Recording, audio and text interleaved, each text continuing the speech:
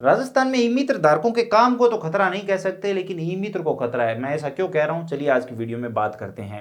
अब ई मित्र आप सबको पता नहीं होगा तो ये कांग्रेस सरकार की एक स्कीम थी जिसमें ई मित्र लॉन्च किया गया था। यहाँ पर आप ये समझ लीजिए, ये करने की कोशिश की गई थी कि एक ऐसा पोर्टल हो जिसके लिए कोई भी व्यक्ति आईडी ले और उस पोर्टल पर कोई भी व्यक्ति आकर सारा काम करवा सके। जितनी भी राजस्थान की सभी स्कीमें हैं वो उस ई मित्र पर दे दी जाए और ई मित्र धारक एक निर्धारित शुल्क के साथ काम करें और आमजन को जो भी काम करवाना हो वो ई मित्र पर जाकर करवा सके। उसके बाद इस पोर्टल को शुरू किया गया, ई मित्र का काम शुरू हुआ और शुरुआत में जब ई मित्र आए थे तो बड़े ही लोकप्रिय हुए थे क्योंकि आमजन को सभी सेवाएं एक ही जगह पर मिल जाती थी। अब यहाँ पर आप सबको, अगर आप राजस्थान में रहते हो तो ये भी पता होना चाहिए कि राजस्थान के बाहर ई मित्र नहीं चलता। हाँ, वहाँ पर जो कंप्यूटर शॉप है उनको हम कह सकते हैं कि ये ई मित्र है, वो काम करते हैं, ऑनलाइन वाले सभी काम करते हैं, लेकिन वहाँ पर ई मित्र वाला सिस्टम नहीं है। ये हमारे राजस्थान में ही चल रहा है। तो अब ई मित्र धारकों को तो खतरा इसलिए नहीं है क्योंकि वो काम जानते हैं और उनके पास लोग आएंगे ही। ई मित्र आईडी अगर आज बंद हो जाती है, मान लीजिए पूरे राजस्थान में ई मित्र को बंद ही कर दिया जाता है, तो ई मित्र धारक तो अपनी दुकान चलाएंगे ना। वो तो अगर कोई लाइसेंस बना के देना है या फिर कोई और काम करके देना है तो वो तो जानते हैं, काम करके देंगे, तो उनके काम को तो कोई खतरा नहीं है। लेकिन ई मित्र को खतरा इसलिए है क्योंकि आपने पिछले सालों में देखा होगा ई मित्र पर कोई स्कीम नहीं आ रही है। अगर बाई चांस कोई ई मित्र पर स्कीम आ भी रही है ना तो वो ऑनलाइन डायरेक्ट पहले आ रही है। ऑनलाइन ही उस स्कीम में अप्लाई कर सकता है, उस स्कीम को देख सकता है और सारा काम ऑनलाइन हो जाता है। उसके बावजूद अगर कोई नहीं जानता, पढ़ा लिखा नहीं है, किसी के पास इक्विपमेंट नहीं है, तो वो ई मित्र पर जाएगा। उसके बाद हो सकता है ई मित्र धारक ऑनलाइन ही उस स्कीम में अप्लाई करे या फिर ई मित्र के माध्यम से करे। क्योंकि एक उदाहरण यहाँ पर ले लीजिए, जैसे हम किसी यूनिवर्सिटी का फॉर्म भरते हैं या फिर जमाबंदी का, यहाँ पर हम एक साधारण सा उदाहरण लेते हैं। अगर कोई भी व्यक्ति चाहे तो ऑनलाइन जमाबंदी डाउनलोड कर सकता है, वो भी बिल्कुल फ्री, लेकिन उसके पास प्रिंटर नहीं होगा तो वो ई मित्र धारक के पास जाएगा प्रिंट करवाने। अब ई मित्र धारक अगर ई मित्र से जमाबंदी प्रिंट करके देगा तो उसे महंगा पड़ेगा, टोकन कटेगा, वो सामने वाले से पैसे लेगा। मान लीजिए 20 रुपये ले रहा है, 20 रुपये के टोकन कट रहे हैं तो उसमें उसका जीएसटी कट जाएगा, ये कट गया, सिक्योरिटी वॉलेट का पैसा कट गया और उसको कमीशन लगभग 10-12 रुपये 15 रुपये अदबद मिल जाएगा। लेकिन अगर वही ऑनलाइन वो डायरेक्ट जमाबंदी निकालता है तो पूरे 20 के 20 रुपये उसके बनते हैं। कि ई मित्र धारक क्यों ई मित्र पर जो स्कीमें उपलब्ध है उनको यूज करेगा।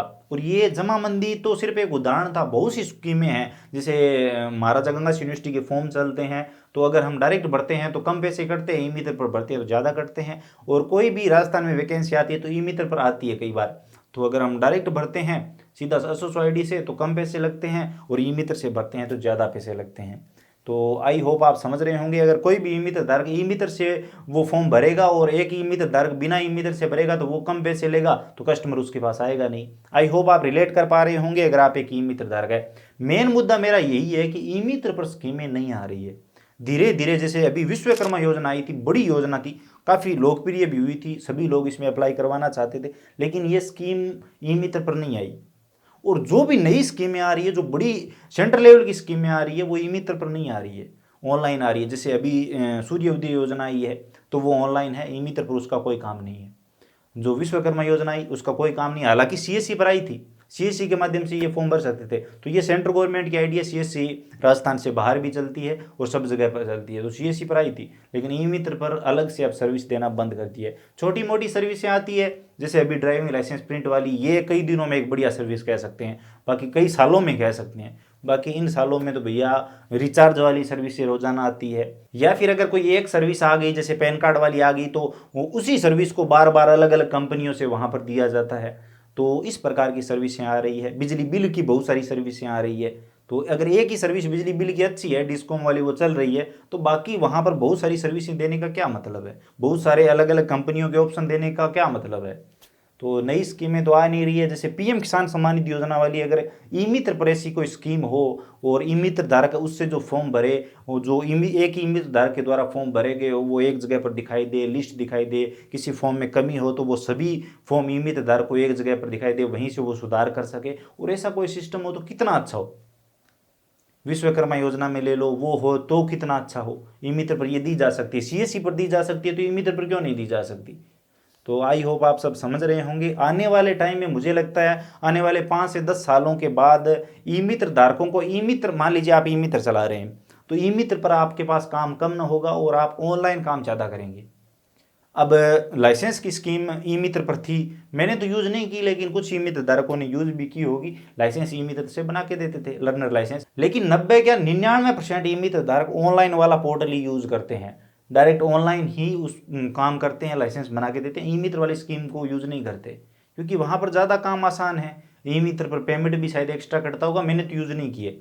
तो ये हो रहा है। तो आने वाले टाइम में ई मित्र धारक जो भी काम करेंगे वो ई मित्र के माध्यम से तो कम करेंगे मेरे हिसाब से, और डायरेक्ट ऑनलाइन करके देंगे। जो भी ग्राहक आएंगे उनका वो काम जानते हैं तो उनको तो कोई दिक्कत नहीं है, काम करके दे देंगे। लेकिन ज़्यादातर लोग जो एक्सपर्ट है वो अपने मोबाइलों से कर लेंगे। आज इतने एडवांस लेवल के मोबाइल आ रहे हैं, या फिर घर पर ही कोई कंप्यूटर लैपटॉप से कर लेंगे। ई मित्र पर आने की लोगों को ज़रूरत ही नहीं रहेगी।